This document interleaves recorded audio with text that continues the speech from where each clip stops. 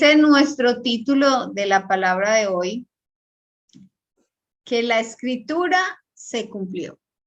En su muerte y en resurrección, muchos lo vieron. Vamos directamente a iniciar con la escritura. Yo quiero invitarlos a que ustedes puedan buscar en Primera de Corintios, en el capítulo 15, del versículo 1 al 6.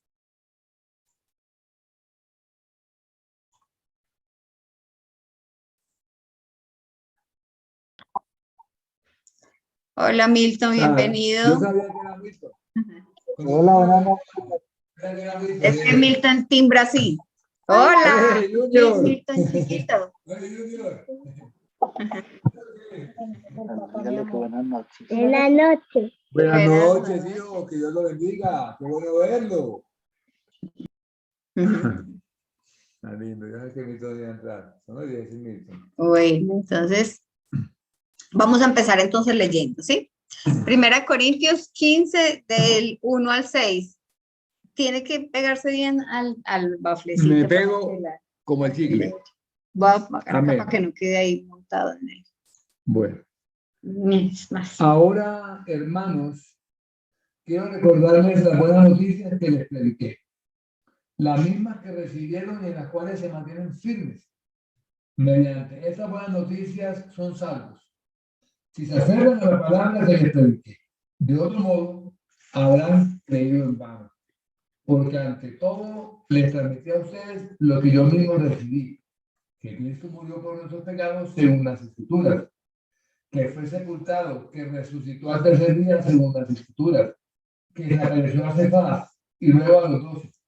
Después se apareció a más de 500 hermanos a la vez, la mayoría de los cuales vive todavía. Amén. Hola, Jaime. Gracias, manera preciosa. Bienvenido, Jaime. Bueno, entonces, ¿qué nos enseña hoy la escritura? Que estamos leyendo de parte de Pablo. Nos está enseñando que la escritura se cumplió en la muerte y la resurrección de Cristo y que hubo muchos testigos. Y es que yo quiero que primero analicemos algo en medio de la escritura. Es uno de los pocos capítulos donde podemos hablar muy claramente y que compartimos muchísimo con esa audiencia que fue en aquel entonces, es este capítulo. Porque así como Pablo hoy quiere recordarles a esos receptores esa buena noticia, también es para nosotros esa buena noticia, así como la imagen que ustedes ven en este momento en la pantalla. Y es que esa escritura se había cumplido. Los autores del Nuevo Testamento, si ustedes empiezan a leer, a meditar, a escudriñar en medio de la palabra, ahora que Laura tiene esa Biblia nueva, una Biblia nueva viejita, pero nosotros empezamos a leer y nos vamos a dar cuenta que esos autores del Nuevo Testamento quieren demostrar y están demostrando. Doña Ada, bienvenida. Todavía no tiene audio. Entonces, esos autores del Nuevo Testamento están demostrando que lo que habían hablado los profetas del Antiguo Testamento se había cumplido en Cristo. Entonces, de pronto para involucrarlos un poco, en aquel entonces cuando Pablo está escribiendo la carta a los Corintios, pues en ese momento lo único que existía era el Antiguo Testamento para nosotros y para los hebreos, pues su Biblia hebrea que era la Tanakh. Entonces, en medio de esa palabra se había escrito de parte de los profetas inspirados por Dios, habían profetizado varias cosas. En Deuteronomio 18, que yo no lo traje porque hay muchos versículos en el Antiguo Testamento donde se profetiza y se está esperando que se cumpla esa promesa que Dios tenía para el pueblo y también para el mundo. Entonces, en Deuteronomio 18, en el versículo 18 y 19, dice que se iba a levantar un profeta del pueblo de Israel que iba a ser más grande que todos sus hermanos. Y dice, y pondré palabras en su boca y él les dirá todo lo que les mande.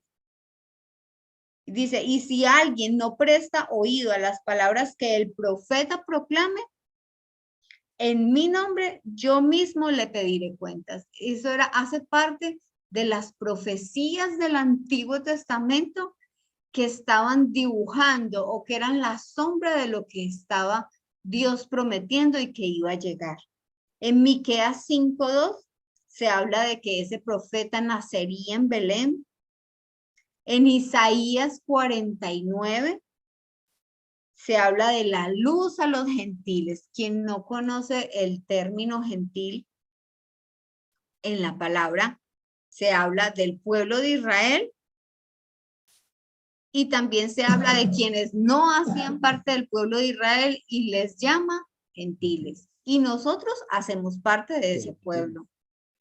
Entonces, cuando nosotros encontramos en la Biblia gentiles, ya sabemos que somos nosotros y son todos aquellos que no hacen parte de ese pueblo. Entonces, en Isaías 49, en Isaías 53, habla también de ese siervo sufriente que traería el perdón para nosotros, para el mundo entero. Entonces, todo lo que está pasando, todo lo que hablaba, todas las promesas, así como de pronto cuando nosotros vemos la escritura, yo digo que no es que parezca una película, sino que yo diría más bien que las películas se han inspirado en la misma escritura para hacer unas buenas historias. Y así como en esas películas que están esperando un profeta, que algo iba a pasar, así era lo que contaba la Biblia de los hebreos, de que alguien muy especial iba a venir.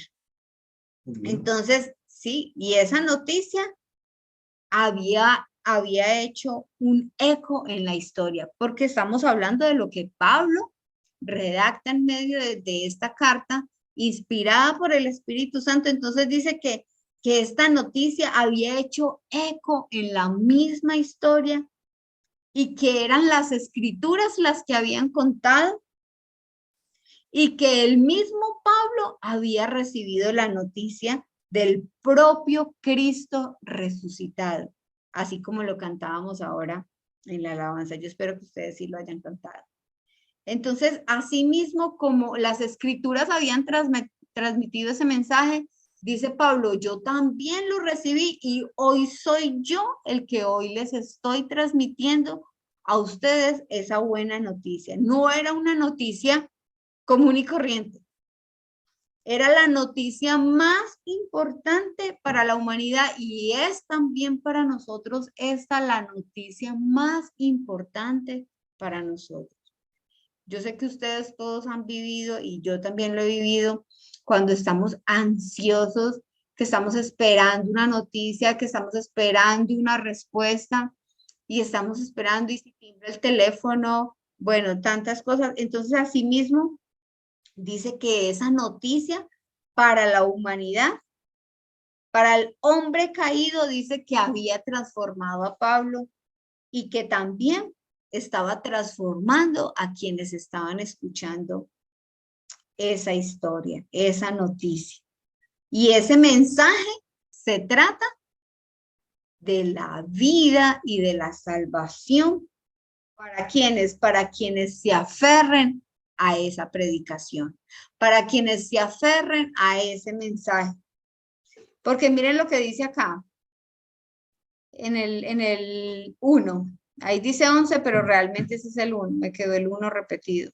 Aquí. Ahora, hermanos, Si quieren quiero recordarles las buenas noticias que les prediqué. Las mismas que recibieron y en las cuales se mantienen firmes. Amén. Entonces, mire que dice que solo para quienes se aferren a él. A mí no me gusta de pronto traer mucho que esta palabra es el original y eso. Me parece que a veces no va mucho, pero yo sí me inquietaba un poco cuando estaba meditando en medio del pasaje y yo decía, ¿a qué se refiere con mantenerse firmes? Porque mantenerse firmes para nosotros hoy es como permanecer, pero yo decía, voy a buscar el original porque quiero saber realmente qué era lo que Pablo quería dar de pronto a entender que yo aún en medio de mi versión no puedo comprender. Y en el original decía que esta palabra no solamente era figurativa, sino que le está hablando de algo literal. Él está hablando de ocuparse, él está hablando, perdón un segundo, aquí ya. Él está hablando de retener, de sujetar. Y dice, hay uno de los significados de ese original que dice es apoderarse y detener. Entonces lo que Pablo les está diciendo es que quien retenga esta noticia, quien se empodere de ella, quien la viva, quien mantenga firme, sería el que mediante esta noticia dice, ustedes van a ser salvos si se aferran a la palabra que les prediqué. Y luego dice, de otro modo habrá creído.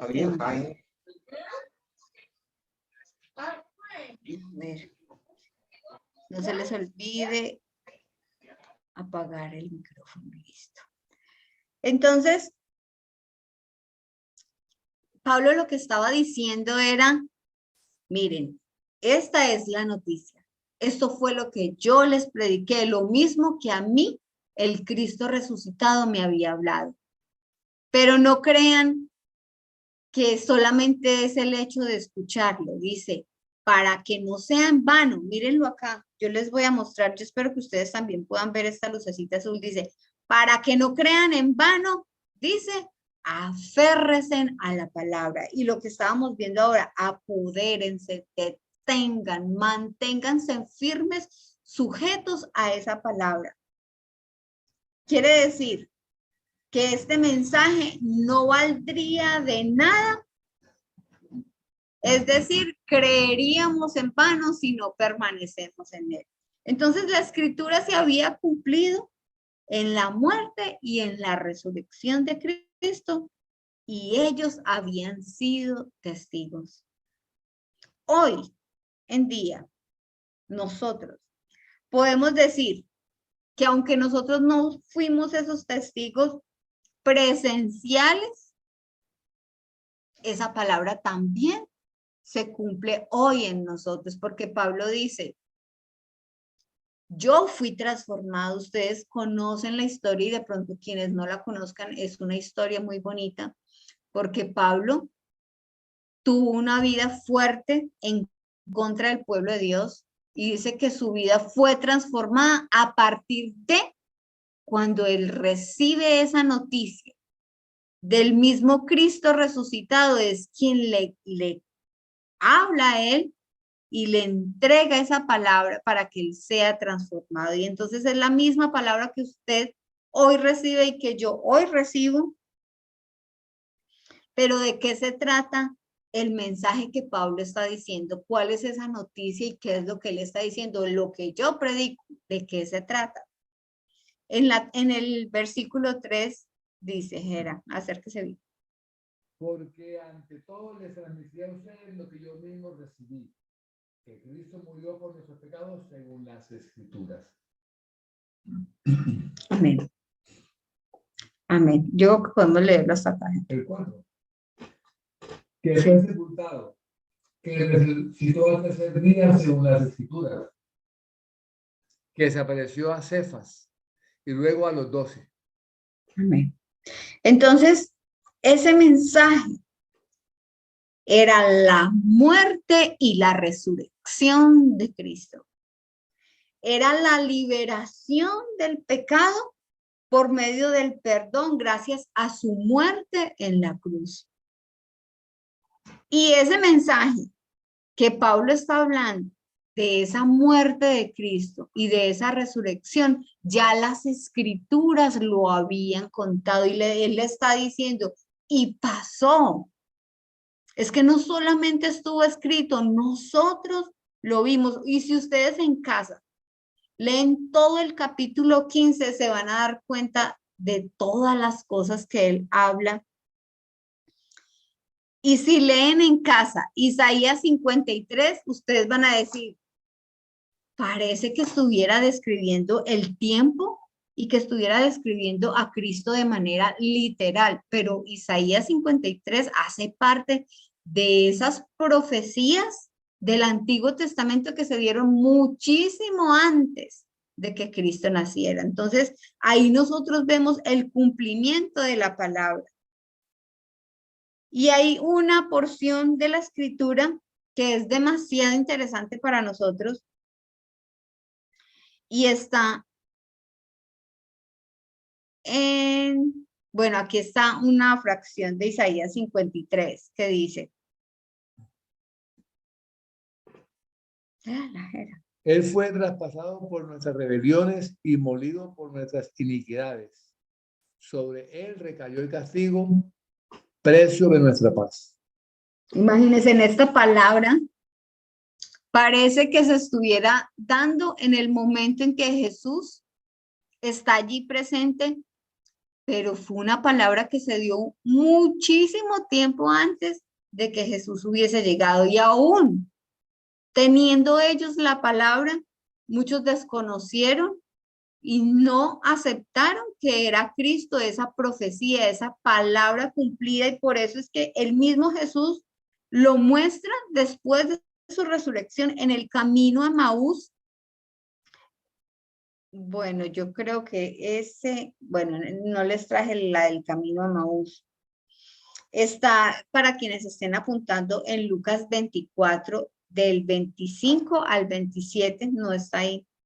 Dice, qué torpe, lo quiero buscar, Jera, y lo lee. Bueno, me gusta. De pronto, para ponerlos un poquito en contexto,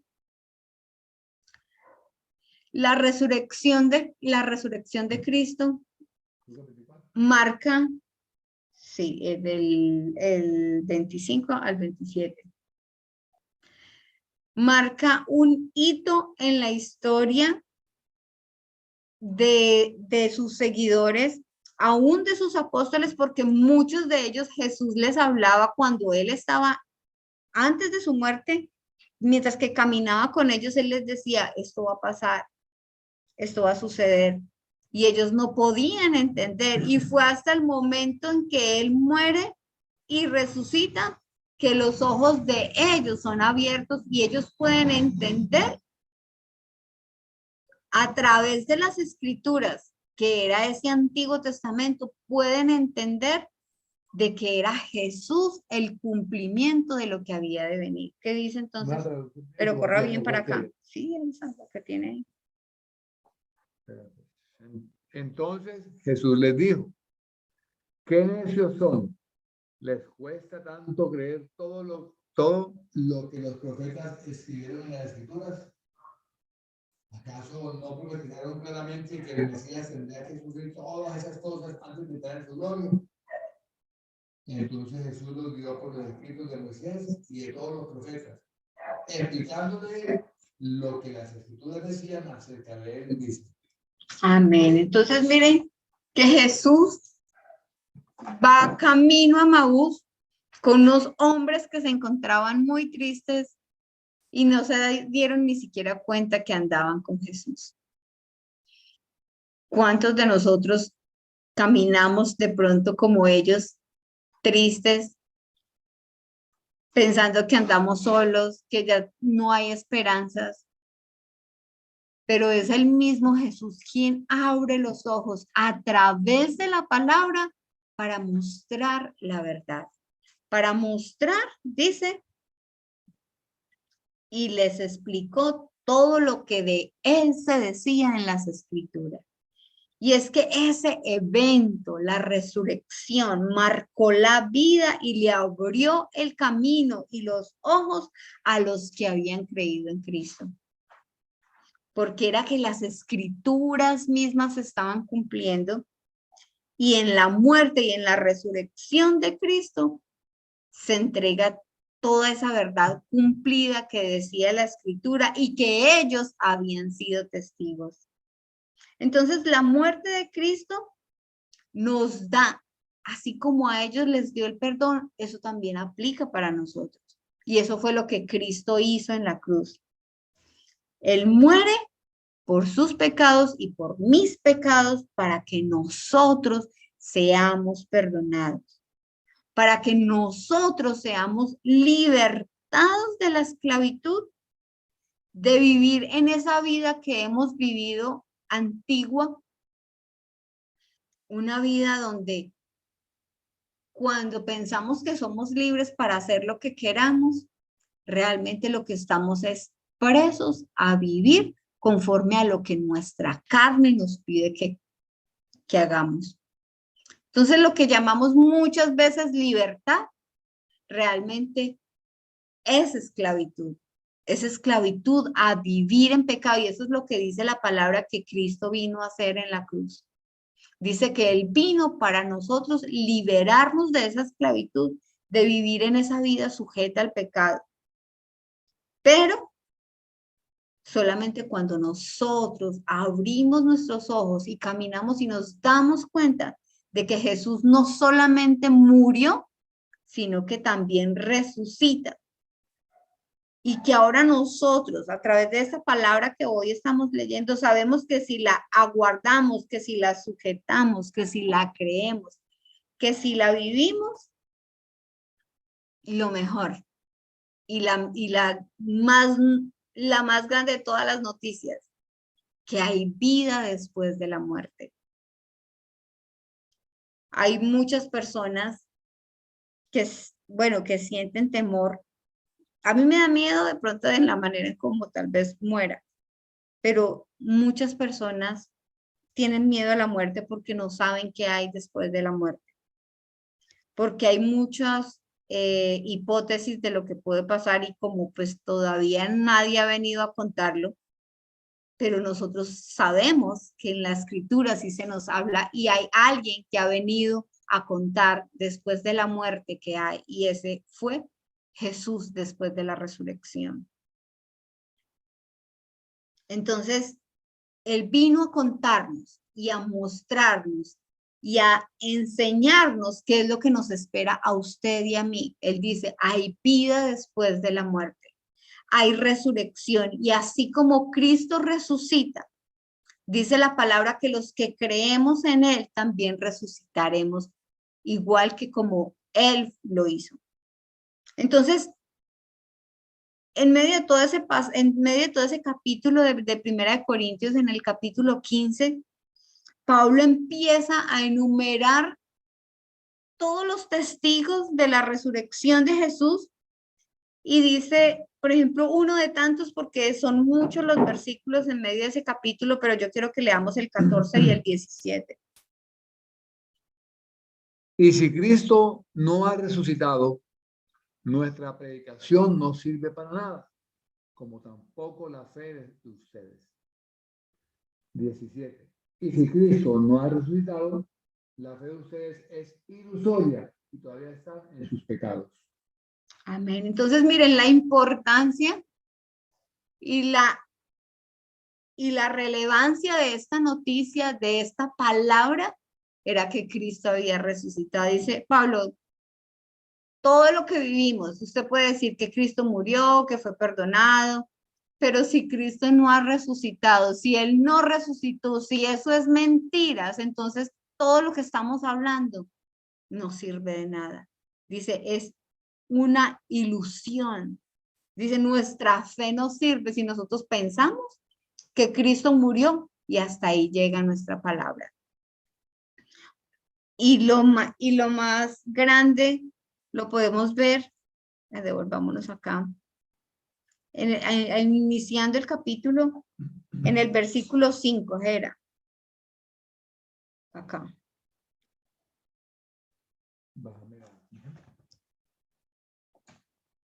Versículo 5.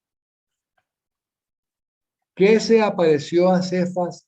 Que se apareció. Que se apareció a Cefas y luego a los 12. Después se apareció a más de 500 hermanos a la vez. La mayoría de los cuales viven todavía, aunque algunos han muerto. Amén. Miren, había aparecido. Cristo había resucitado y se le había aparecido, aquí dice Cefas, pero Cefas es Pedro. Se le había aparecido a Pedro y luego a los 12 y dice que luego a más de 500. Pero yo sé, y aquí la idea del escritor no es decirnos cuántos eran, quién fue el primero. Aquí lo sorprendente es que más de 500 personas habían visto a Jesús resucitado. Y si nosotros le aplicamos lógica a lo que dice la palabra, porque también a veces usamos nuestra razón para entender muchas cosas, no podemos entender cómo 500 personas mínimo, y de ahí para arriba muchos más, se ponen de acuerdo para una mentira. Y eso es lo que Pablo les está diciendo. Dice, es que no fue a uno, así como la canción, no fueron uno ni fueron dos, fueron más de 500. Y es que no decir que fue que se lo imaginaron o que les pareció o que fue una ilusión, era real. Cristo se había aparecido. Y si todo el mensaje que usted y yo guardamos en el corazón, si nosotros sabemos que Cristo muere, pero si no entendemos y vivimos la resurrección y sabemos que Él se levanta de la cruz, es en vano lo que estamos creyendo. Nuestro mensaje está incompleto y es ilusorio. La noticia, la mejor noticia es esta. Es que hay esperanza. Y que hay una promesa para usted y para mí si permanecemos firmes. Y es que hay vida después de la muerte. Y esto era un acontecimiento majestuoso. Era lo más grande, era la noticia más espectacular. ¿Para quiénes? Para los que se aferraban a la palabra de la predicación. Porque no solamente se cumplió lo que decían las escrituras, ahora los testigos podían decir, es que nosotros lo vimos. Pero ¿saben qué es lo más maravilloso? Y se me viene a la mente esta palabra. Dice Jesús, benditos ustedes porque no vieron y creyeron. Ellos lo vieron y creyeron, pero nosotros hoy lo creemos. Y por fe declaramos que es así para nosotros. Entonces ellos fueron ese testimonio de peso, de certeza. Y habían dos cosas sin precedentes que estaban pasando en ese momento. Era que la muerte no había podido contener a Jesús. Ni siquiera la muerte lo pudo contener. Y eso fue lo que impacta a la humanidad.